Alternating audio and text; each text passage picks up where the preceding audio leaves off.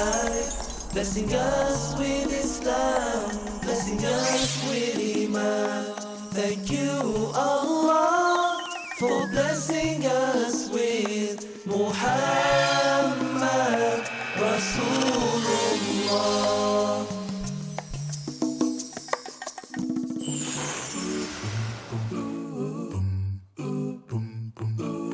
Sometimes lie awake and we, students of Islamic International School, welcome you to the annual day event. I am the most powerful creature on the earth. पनाह चाहता हूँ अल्लाह के शैतान मरदूद से। Please go away. Go forward, young Muslims, wherever you are, in the shadow of the sun or by a light of a star. Inna Allah Ta'ala. तो आप अभी भी डॉक्टर हैं? Muslims, wherever you are. कहीं आप मुझ पर दहशतगर्दी का इल्जाम नहीं लगा रहे? Muslims, together we must stand in the masjid to pray for a better day, a better way to make this world a better place. Cause let's face it, it's out of control. We need to grab hold of each other, unite as one ummah. All life's way.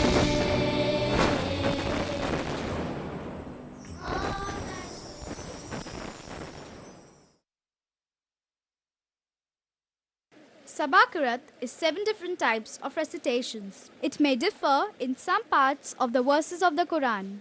Whenever it differs, it is recited in different types. Hadi Ansari of Standard 4 will now present Surah Al-Qiyamah, verses 37 to 40.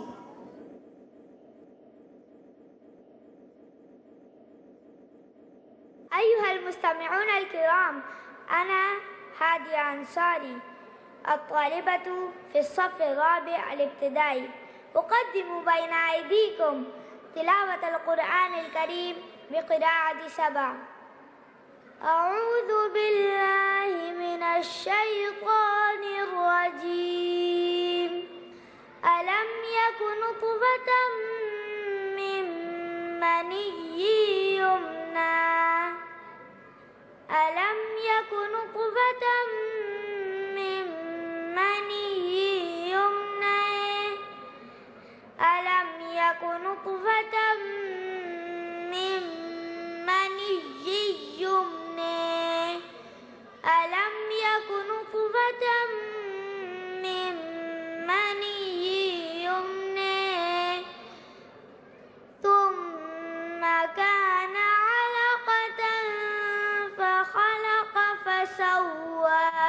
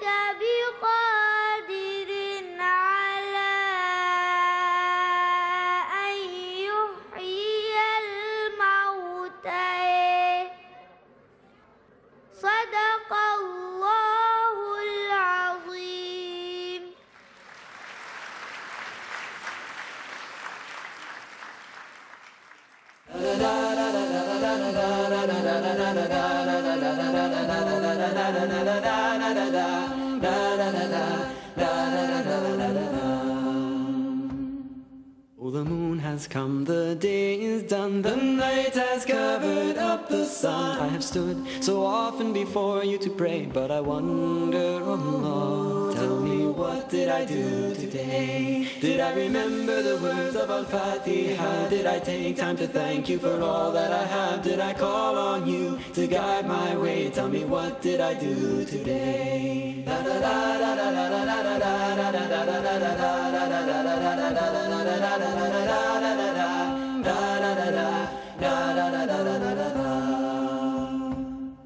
I have whispered to you as I made ruku, Subhana Rabbi Aladi. But was my faith bright or grey? Oh Allah, tell me, what did I do today? Did I smile at my brother? Was I kind to my mother? Did I teach another something that I know? Or did my love of this world lead me astray? Tell me, what did I do today? Sami Allahu liman hamida, ربنا لك الحمد.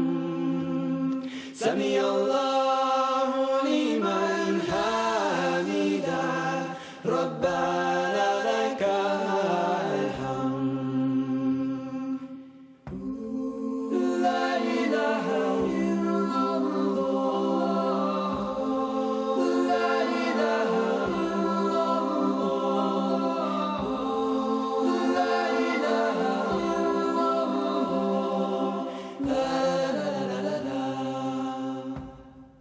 I bowed to you with my face in the dust. Subhana Rabbi Alala. Did I turn to you and did I obey?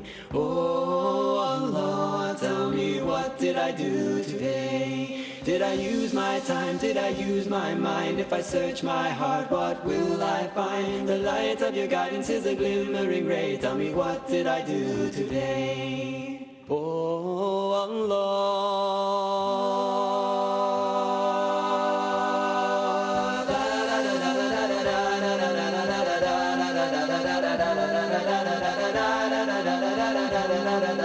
What did I do today? What did I do today? What did I do today?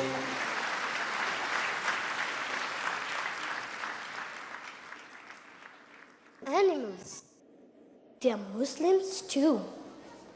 So let's watch out what you do. Cruelty to them will make you lose. Say 8 standard boys in a skit. القط المحبوس.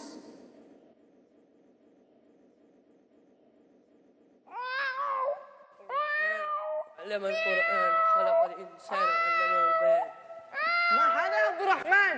لما تضع القطة في الصندوق الخشبي؟ إنها قطتي أضع حيثما أشاء. لكن القط لا تعيش في الصناديق الخشبية.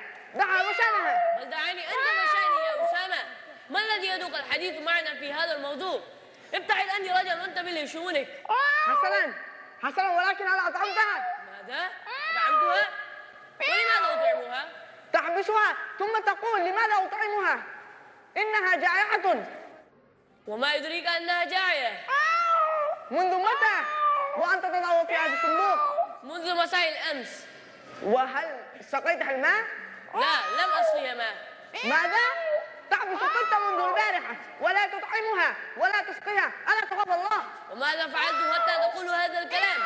قطة أعجبني لونها وشكلها فوضعتها في صندوق كي أتأملها. ماذا توجد في هذه الصندوق يا عبد الرحمن؟ لا شيء يا شيخنا، لا شيء. بل هي قط يا شيخنا، وهو لم يطعمها ولم يسقيها منذ البارحة. جلس أنت يا أسامة. أريد من عبد الرحمن أن يجيب أن في هذه الصندوق قط. نعم يا شيخ، ولكن أنا لم أعذبها. هل أطعمتها وسقيتها شيء؟ لا يا شيخنا. منذ متى توجد هذه القط في الصندوق؟ منذ البارحة. إذن أنا تريد أن تدخل النار؟ ماذا؟ النار؟ لماذا يا شيخ؟ تعرف لماذا؟ لأنك لم ترحم القط، ومن لا يرحم لا يرحم. والله سبحانه وتعالى من أسمائه الرحمن والرحيم، ورسولنا الكريم صلى الله عليه وسلم كان رحيما بأمة. هل تعرف ماذا قال النبي صلى الله عليه وسلم فيما أن يؤدب الحيوان؟ ماذا قال؟ قال النبي صلى الله عليه وسلم عن امرأة فعلت مثل ما فعلت أنت. دخلت امرأة النار في هرة ربطتها ولم تدعمها ولم تدعها لتأكل من خشاش الأرض. وما هي الهرة؟ الهرة تعني القط، أي إن المرأة ربطت القط ولم تدعمها ولم تدعها تذهب لتأكل من خشاش الأرض. ولكن أنا لم أقصد أن أوذي القطة أبدا. أنا واثق يا بني من حسن نيتك، لأنك لا تريد الشر لهذا الحيوان الضعيف، ولكن واجب أن لا تحرمه من طعامه وشرابه. من اسمك عبد الرحمن، أي عبد الله الذي يرحم جميع المخلوقات، فواجب أن تكون رحيما. والآن يا عبد الرحمن، ماذا ستفعل بهذه القط؟ أولا سأسقيها بعض الماء ثم أطلقها لتذهب في حال سبيلها. أحسنت يا بني، أحسنت. وتذكروا إن رحمة خلق إسلامي أصيل.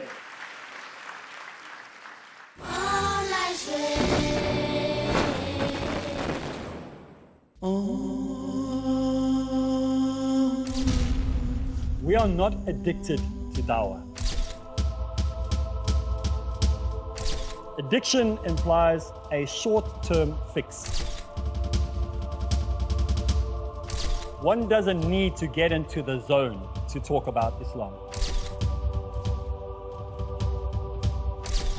You do dawah because it is a natural result of your commitment to Allah. If you don't talk, people are going to walk.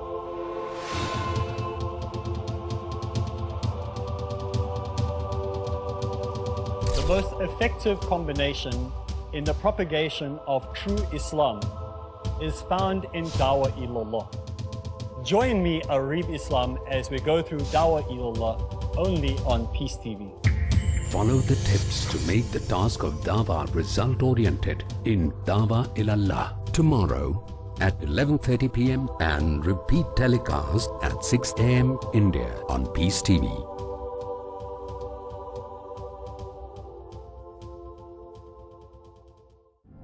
Where truth is hidden, misleading quotations create confusion.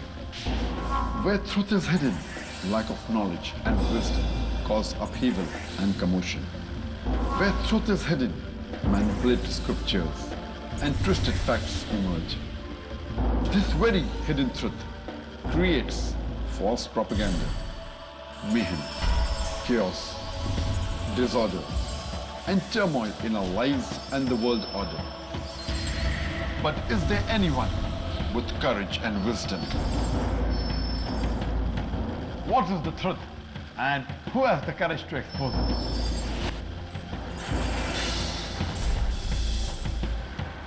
Because it's your right to know the truth.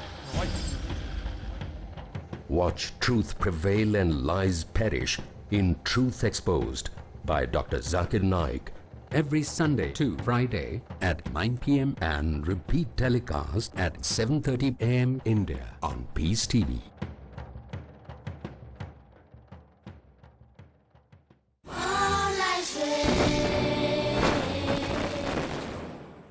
Now that you are back, let's get on track. May peace be upon you. With the Tartil recitation of Abid Zaru, Tartil is the slow recitation of the Quran, commonly known as Qirat.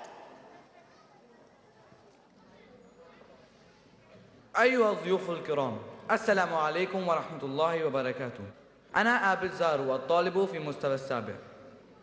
أقدم بين أيديكم تلاوة القرآن الكريم برواية حفص عن عاصم الكوفي رحمه الله. أعوذ بالله من الشيطان الرجيم.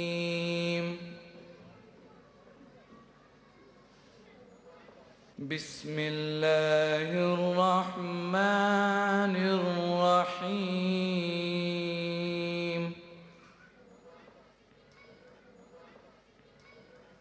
يا أيها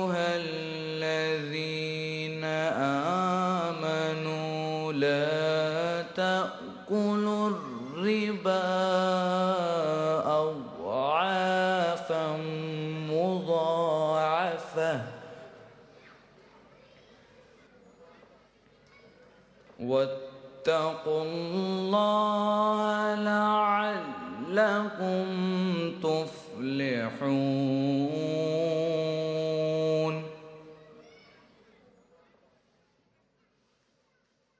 واتقوا النار التي أعدت للكافرين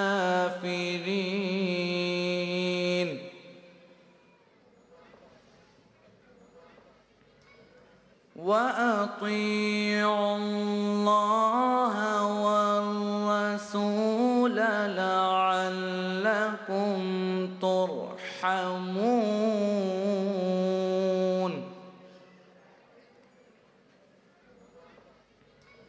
وسارعوا إلى مغفرة من ربكم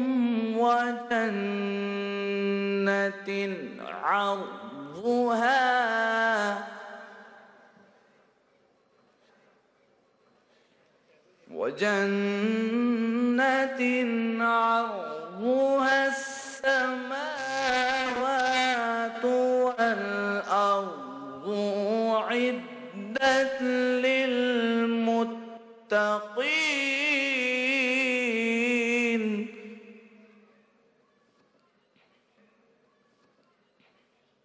الذين ينفقون في السراء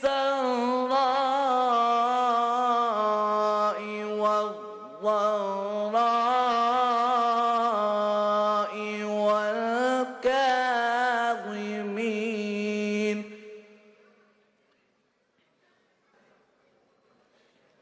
والكاظمين الغيظ والعافين عن الناس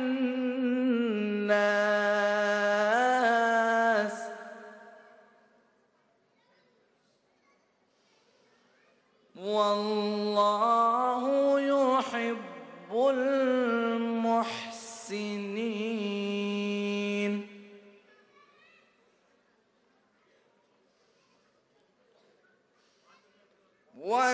والذين إذا فعلوا فاحشة أو ظلموا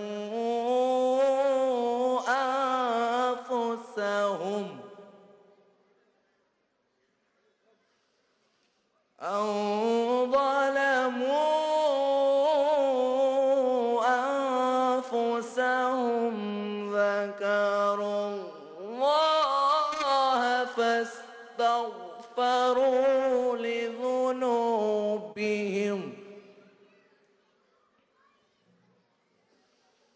ومن يغفر الذنوب إلا الله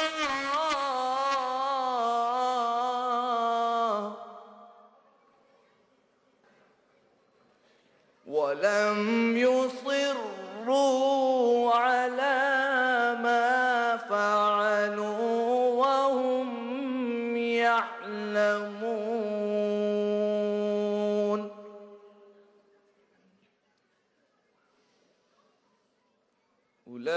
أولئك جزاؤهم مغفرة من ربهم وجنات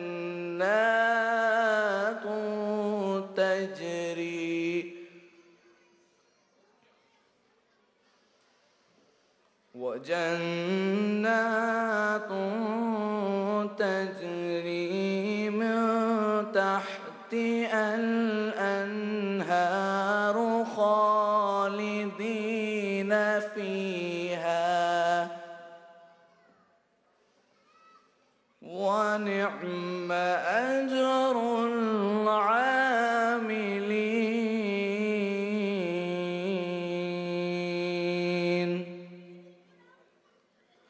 صدق الله العظيم.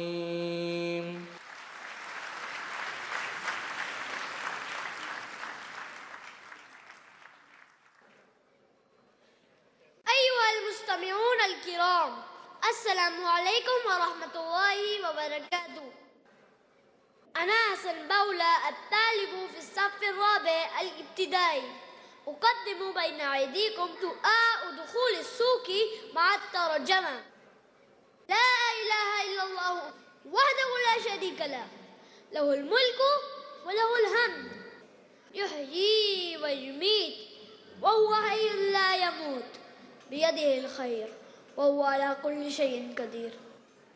In occasion for entering the market, none has the right to be worshipped but Allah alone, who has no partner. His is the dominion and His is the praise. He brings life and He causes death, and He is living and does not die. In His hand is all good, and He is able to do all things.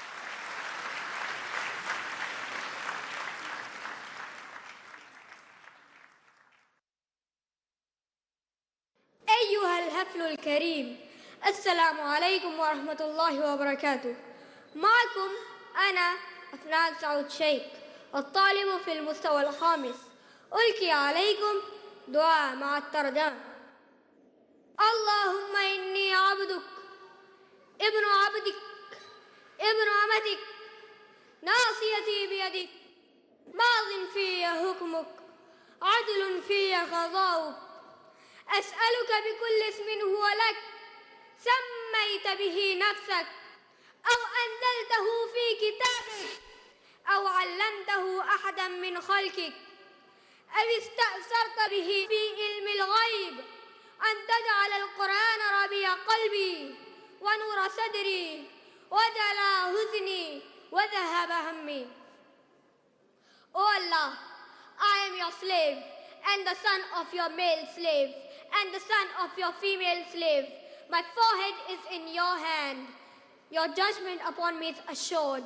Your decree concerning me is just. I ask you by every name that is for you, you have named yourself with, or revealed in your book, or taught one of your creation, or kept it in the knowledge of the unseen that is with you, to make the Quran the spring of my heart, the light of my chest, the banish of my distress, and the relief of my sadness.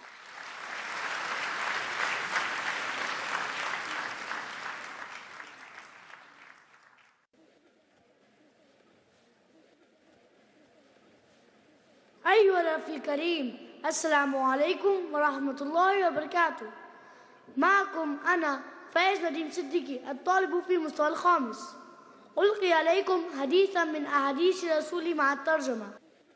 عن أبي أيوب الأنصاري رضي الله عنه أن رسول الله صلى الله عليه وسلم قال: لا يحل للمسلم أن يهجر أخاه فوق 3 ليال يلتقيان فيعرض هذا ويعرض هذا وخيرهم الذي يبدأ بالسلام. متفق عليه. Narrated Abu Ayyub al-Ansari radiallahu anh, the Messenger of Allah sallallahu alayhi wasallam said, it is not lawful for a man to desert his Muslim brother above 3 nights. It is unlawful for them that when they meet, one turns his face away from the other and the other turns his face away from the former. And the better of the two would be the one who greets the other first. Sahih al-Bukhari, volume number 8, hadith number 6237. Sahih Muslim, volume number 4, hadith number 6210.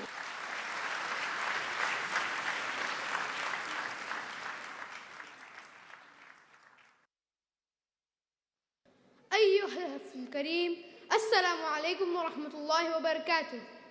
معكم أنا سلمان شيخ، الطالب في المستوى الخامس. ألقي عليكم حديثا من أحاديث الرسول صلى الله عليه وسلم مع الترجمة. عن عبد الله بن مسعود رضي الله عنه عن النبي صلى الله عليه وسلم قال: لا حسد إلا في 2: رجل آتاه الله مالا فسلطه على هلكته في الحق، ورجل آتاه الله حكمة فهو يقضي بها ويعلمها. متفق عليه. Narrated Abdullah ibn Mas'ud radiallahu anhu that the Messenger of Allah sallallahu alaihi wasallam said, do not wish to be like anyone except in 2 cases. The first is a person whom Allah has bestowed wealth and His spends it righteously. And the second is a person whom Allah has given wisdom, that is the glorious Quran, and he acts according to it and teaches it to others. Agreed upon, Sahih Bukhari, Volume 1, Hadith number 73. Sahih Muslim, Volume 2, Hadith number 1779.